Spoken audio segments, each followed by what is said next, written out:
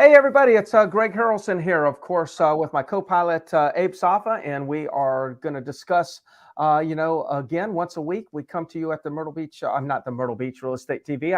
That was the last thing that I just did, but we come together within the Real Geeks Facebook page and just talk to you about things that we're doing, maybe things that we're coaching our agents in our office to do in order to grow their business. So Abe, thank you again for joining me. My pleasure, Greg. Well, let's talk consistent business. I think anybody would like a consistent business right now, especially with the way the market's going. I don't. What are your thoughts, though, just on steps to building a consistent business? Because I'm thinking like next year we need to really have our stuff dialed in because we just don't know what exactly is going to happen with this real estate market.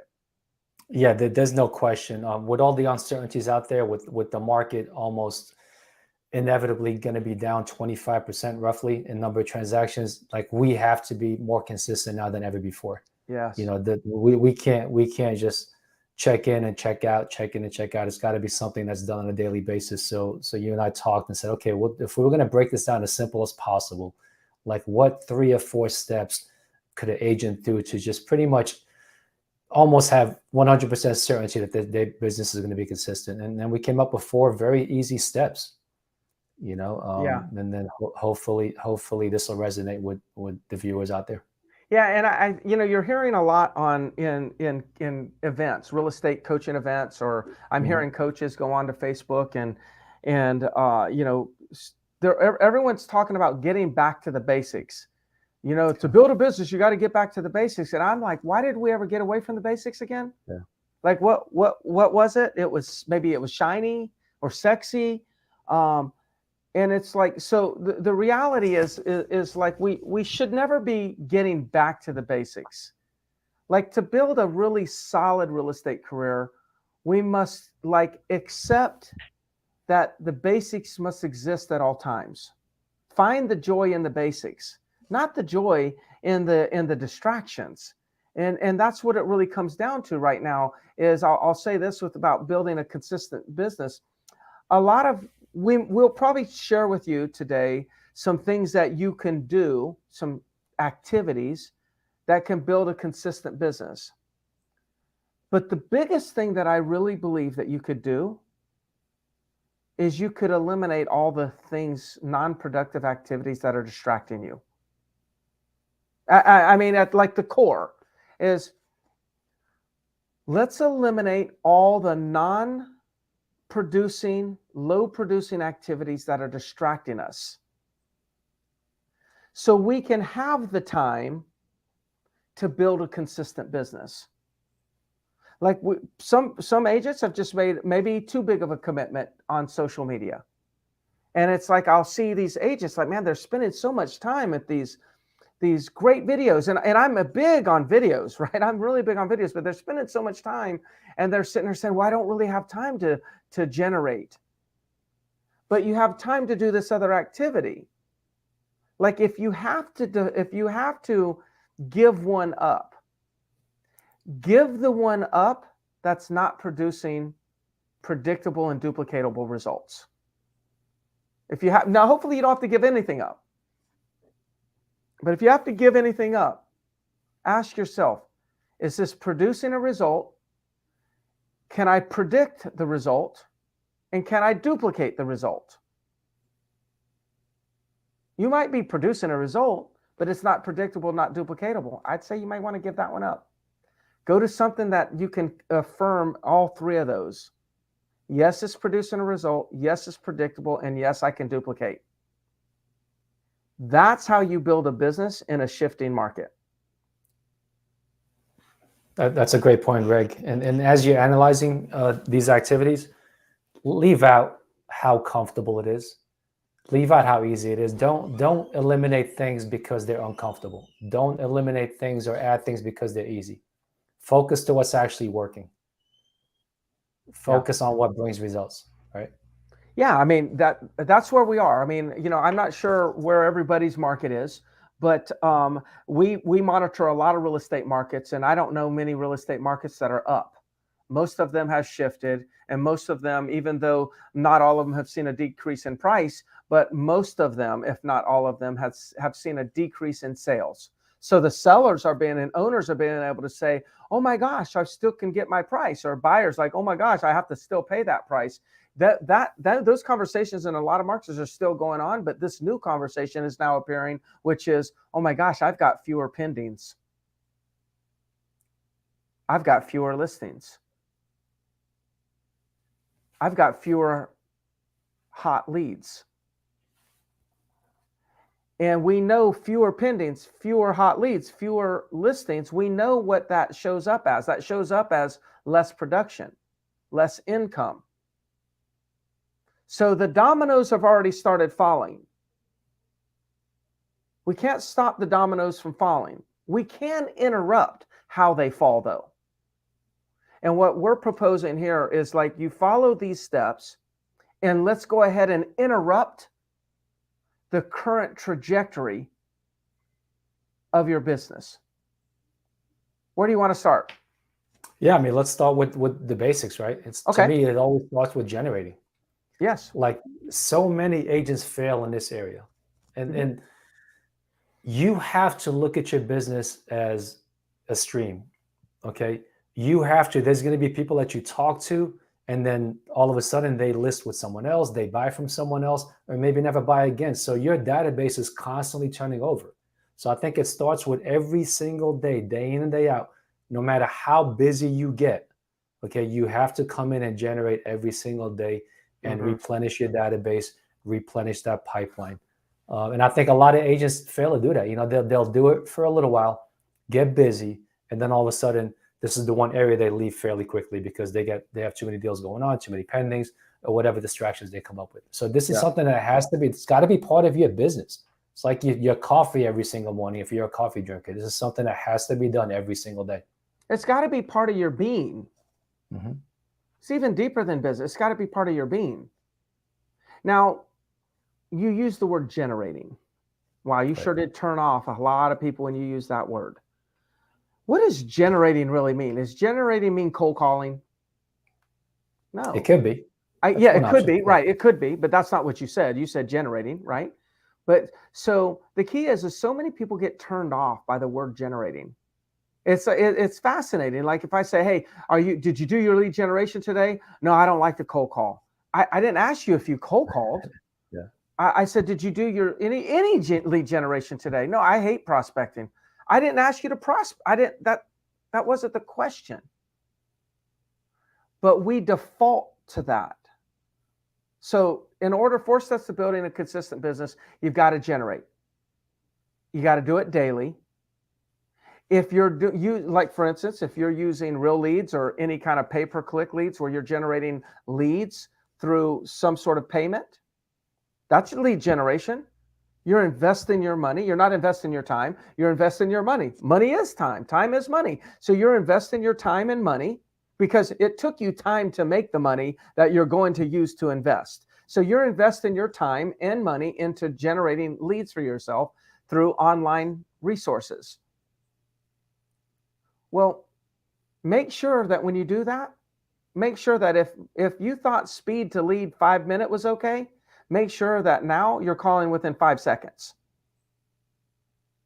Make sure that if you call one time and thought that was enough, you got to understand you need to call them or try to reach out to them a minimum. You've got to reach out to them at least 6-7 times the first day. That's generating. So it could be a lead that opted in from one of your ads that you paid for. They raised their hand.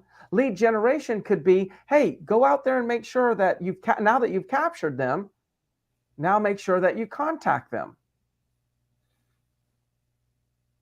What other areas of lead generating? Yeah, so back to generate, because I think you raised a very, very good point there. It's not just cold calling. So if you're someone that doesn't cold call, but you spend money on PPC, you have to keep doing it. Like this is not the time to think, okay, the market's slowing down, I need to cut back on spending and let me eliminate PPC. No, you need leads right now more than ever. Like that's your lifeline right there. You can't choke your business to death. So generating is you have to have leads coming into you every single day, or you going out to them, one or the other, as long as somehow they end up in your lap. Yeah. I know people that are cutting off websites, not just Real Geeks. I mean, like they have other websites out there and they're like, well, I'm going to cancel my website. I'm like they're cancel the social media ad that you're running, talking about your results, talking about your trophies. Cancel that. Don't cancel the lead flow. That's a very cancel your Netflix. Good point. Yeah. What kind of return are you getting on that? I know that I mean, I like my Netflix too, but yeah, if you're going to start canceling things, like cancel, if you've got Hulu, Netflix, Prime, and HBO and Disney, if you got 5 of them, like cancel 3 of them. If you're going to cancel not your lead flow, lead flow. Yeah, absolutely. You know, the other thing is, Abe, is I would say, well, in generating, the last thing that I'll say in generating is there's dozens, if not over 100 ways that you could generate leads. I mean, yes, you could cold call. Sure. You could call expireds. You could call it FSBOs. You could call rent bows. You could call probate. I've never done it. You could call divorce notifications. It's nothing I've ever done. You could call obituaries. I've heard of people calling through obituaries. I've never done it, but I've heard of it. I mean, we could go on and on and on and on and on. Past clients, centers of influence, sphere, just goes on and on. Direct mail, open houses. Those are free. Just choose 2 to 3 areas in the area of generation and consistently make the commitment to do it for the next 3 months. Most of us, most of our challenges is not the market, it's our lack of activity in this market. That's where most of our challenges are. That was perfect timing, because Christian asked a question: how many pillars, sources? I like 3. Yeah, I like 3. I agree. 3 to 4. I'd say no more than 4. Yeah. 3 to 4. That would be it.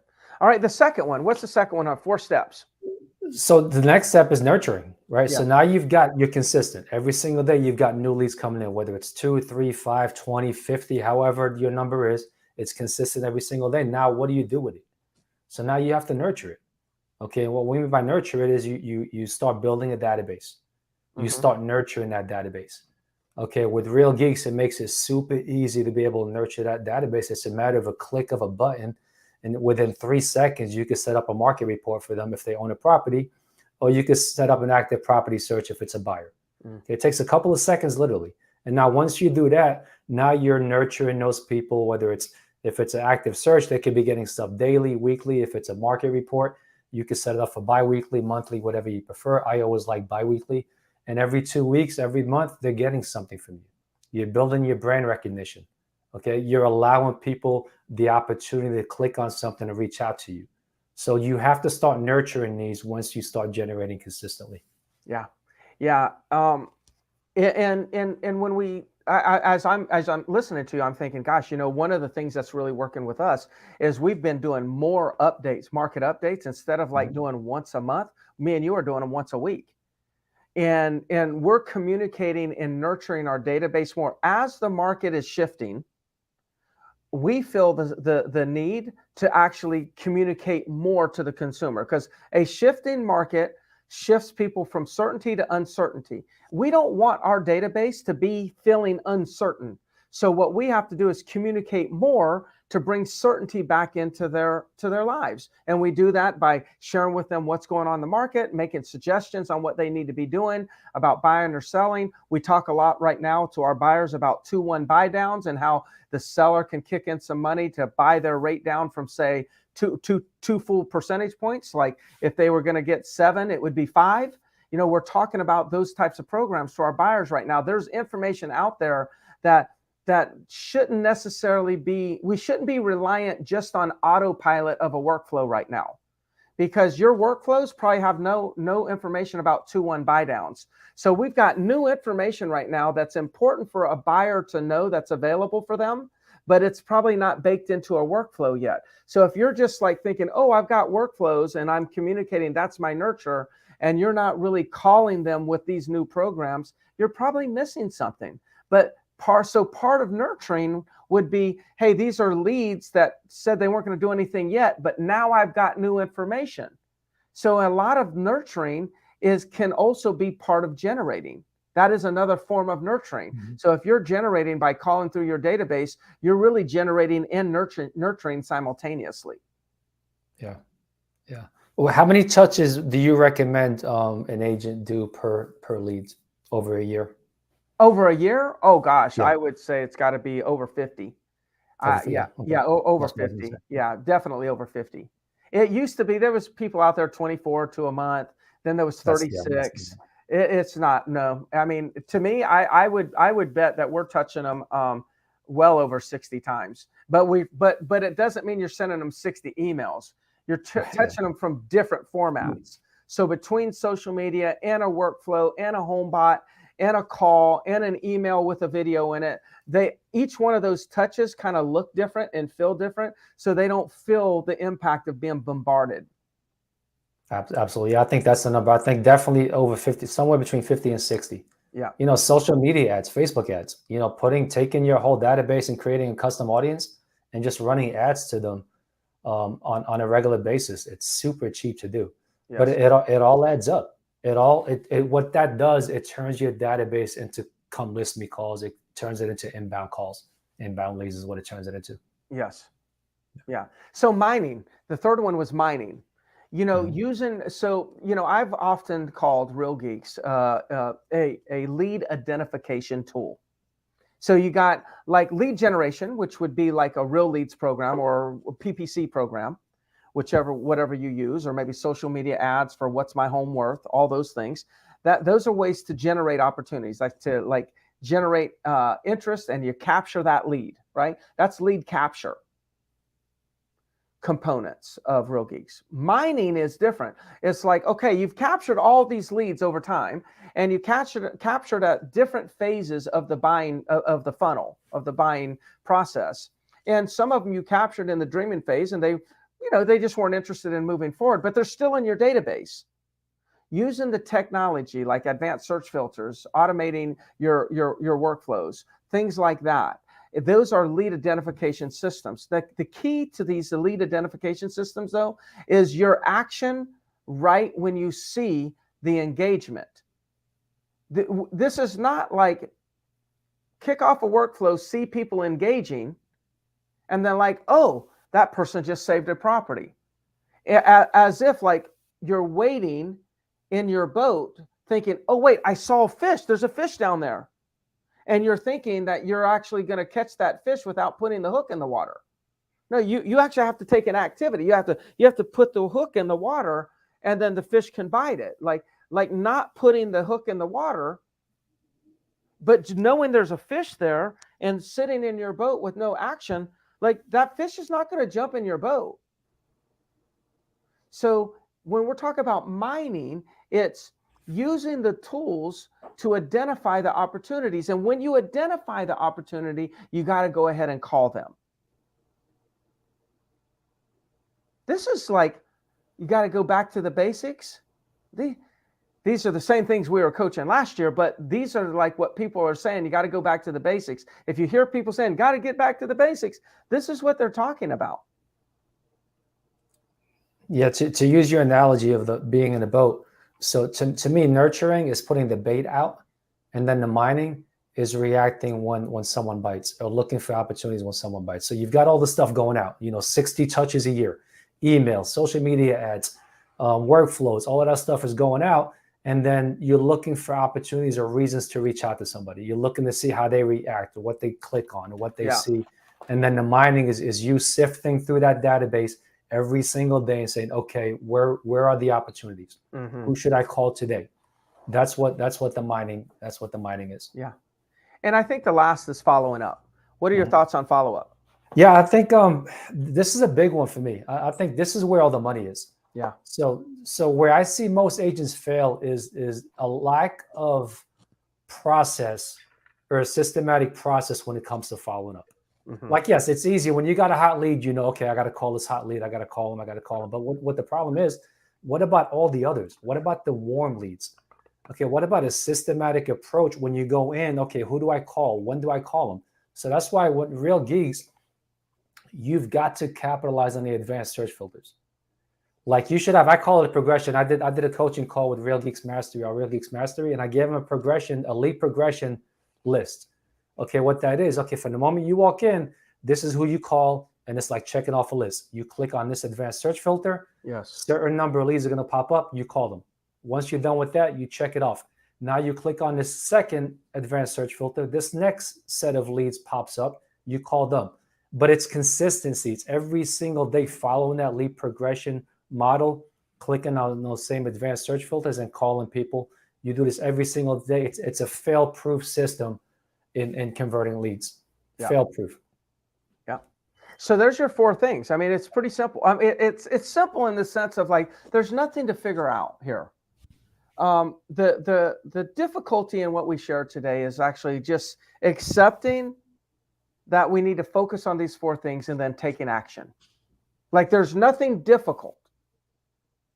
But I've always said that the simple is always the most difficult because it requires us to like just say, you know what, I'm going to do this now. Couple hours every day focusing on generation. Setting up the nurture and touching people over 50 times in a year. Setting up your system so you can identify opportunities, and when you identify an opportunity, call them. Abe, so many people, when I said call them, so many people were turned off. Yeah.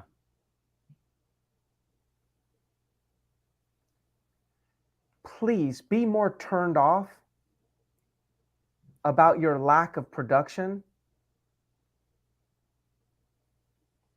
than calling these people.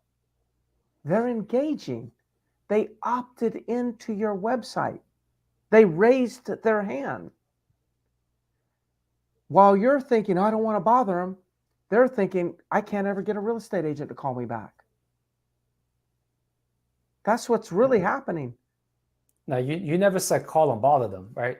So no. I think the biggest issue when agents have a hard time with picking up the phone and calling people, they don't know what to say, or they don't see any value in them calling other than asking for business, right? These are people in your database.